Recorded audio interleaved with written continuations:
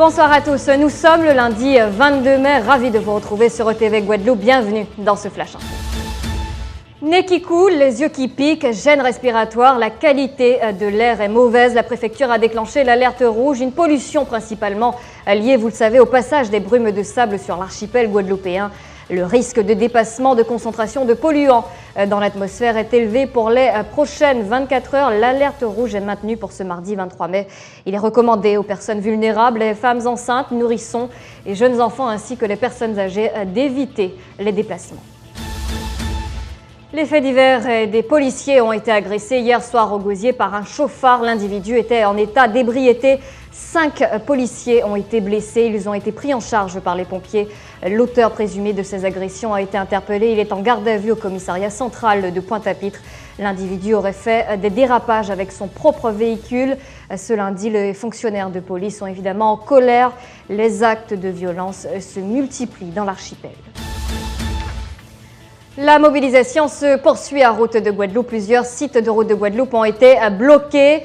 Ce matin, l'UTC-UGTG entend accentuer la pression en attendant les propositions de l'exécutif régional, des propositions qui concernent les revalorisations salariales réclamées par l'organisation syndicale pour les agents de Route de Guadeloupe. La santé avec un retour d'expérience sur le Zika, c'est le thème du séminaire qui s'est tenu la semaine dernière par l'Agence de santé. Pour quelles raisons? Eh bien pour tirer tout simplement les enseignements de la gestion de l'épidémie de Zika avec l'ensemble des acteurs professionnels ou institutionnels. Une épidémie qui a duré 5 mois et touché près de 30 000 personnes, dont environ 700 femmes enceintes. 15 malformations fœtales sont enregistrées à ce jour. Et pour limiter l'ampleur d'un nouveau phénomène, plusieurs propositions ont été émises. Renforcer les actions de prévention, inciter à une meilleure implication des collectivités territoriales ou encore poursuivre les efforts en termes d'anticipation des crises. Un mot de culture, ils étaient environ 250 marcheurs ce week-end à s'être élancés sur les traces de ceux qui ont lutté contre le rétablissement de l'esclavage. Nous parlons bien sûr de la commémoration de la marche de mai 1802, un rendez-vous presque traditionnel en Guadeloupe.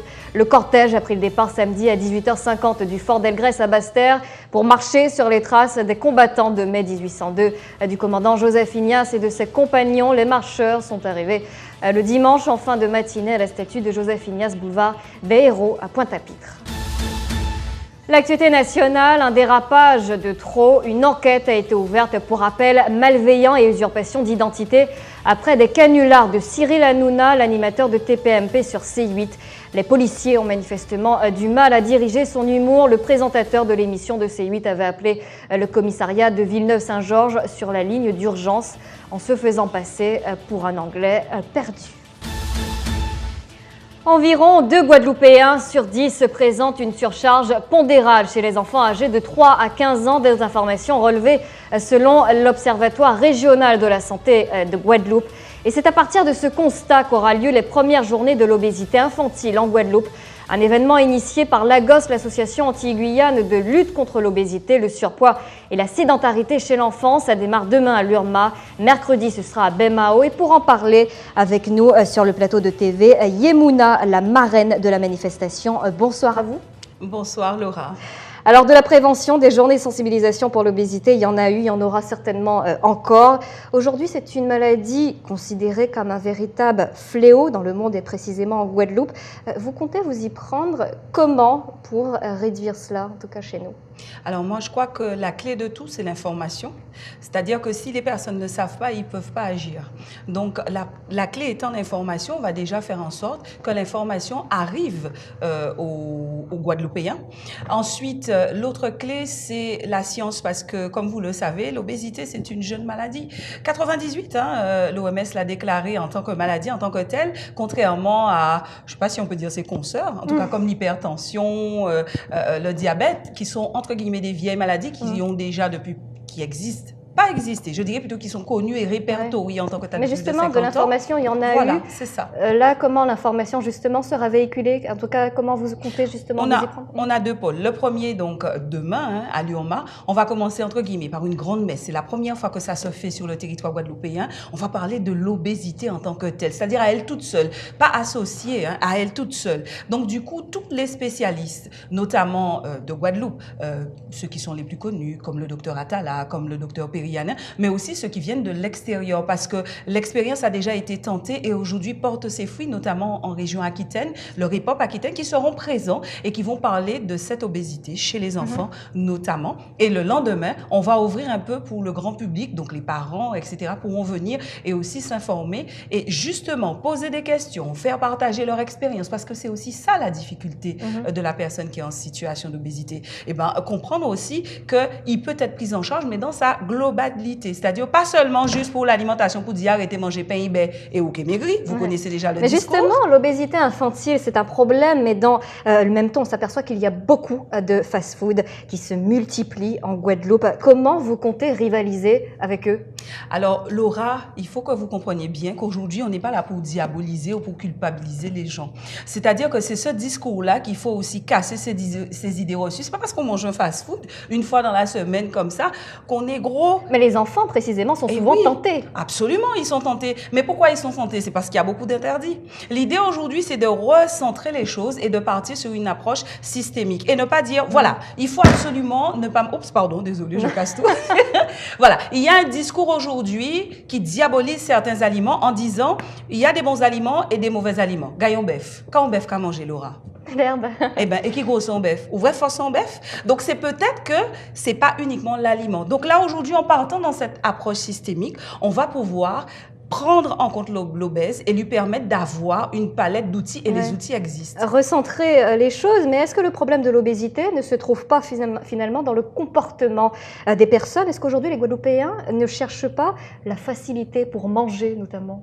Les Guadeloupéens, comme beaucoup de personnes, c'est vrai que je suis la première. Est-ce qu'il faut refaire l'éducation des parents, peut-être? C'est un outil parmi d'autres. Mais si vous voulez, la difficulté aujourd'hui, c'est qu'on prend une chose séparée. Non, il faut tout faire. Il faut prendre chaque élément, l'approche psychologique, l'approche organisationnelle. Là, vous me parlez de l'organisation de la famille en tant que telle, la partie médicale.